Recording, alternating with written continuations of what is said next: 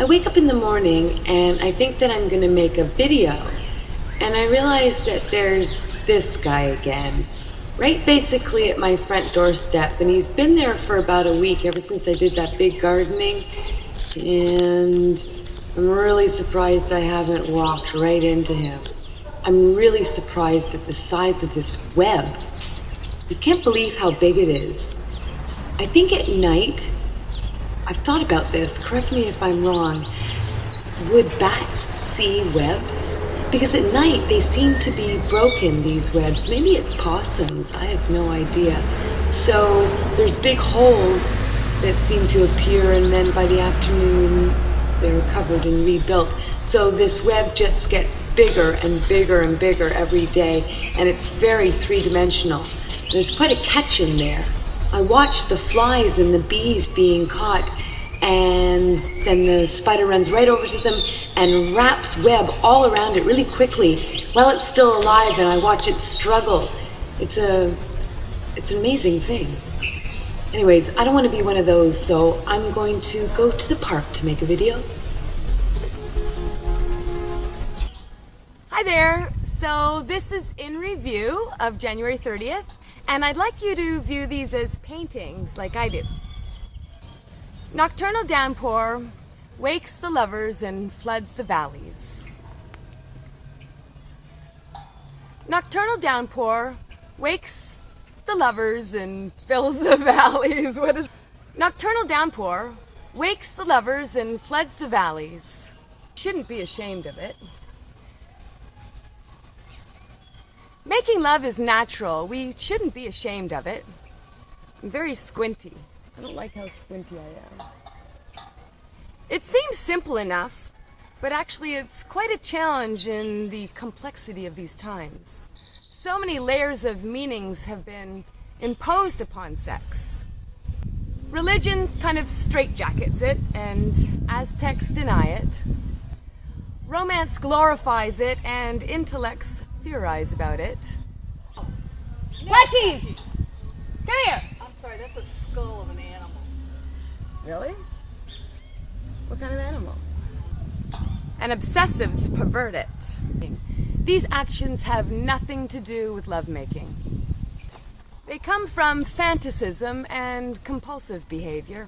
Can we actually master the challenge of having lovemaking be open and healthy? Sex should not be used as manipulation or leverage or selfishness or any kind of abuse.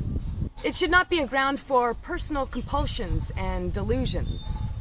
Our sexuality is an honest reflection of our innermost personalities, and we should ensure that its expression is a healthy one.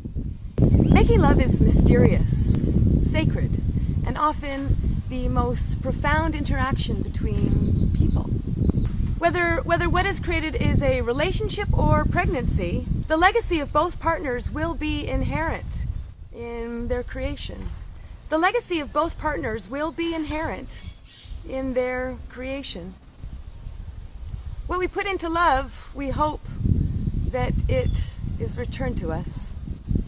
So that is the first half, and this is the second half of the 30th of January. You know, magic doesn't work in new places.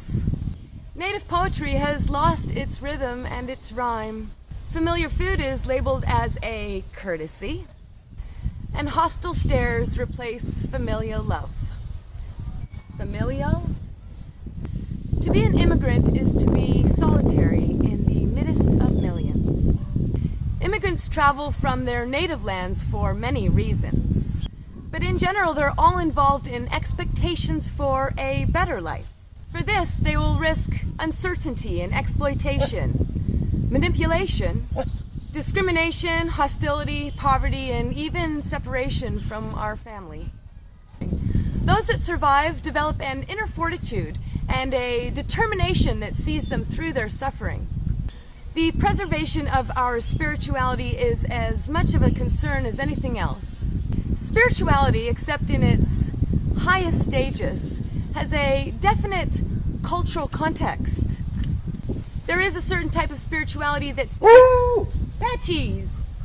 There is a certain type of spirituality that takes its context from the the land and from... There is a spirituality... Patchies! There is a spirituality that takes it... Patchies! There is a spirituality... Patchies! There is a spirituality that takes its context from the power of... There is a spirituality that takes its power from land, culture, and time. That is why most types of magic will not work outside of its native lands, if you can believe it. That is why most types of mysticism and magic don't work out of its native land. There is the spirituality that one carries within one's own self.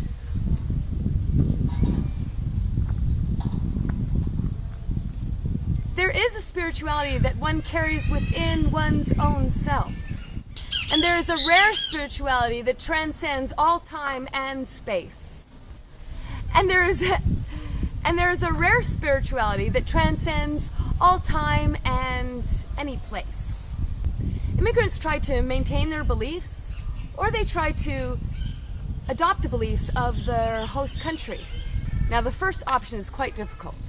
They would be in a culture incompatible with their own beliefs, and they will sustain their spirituality only if it's already strongly established.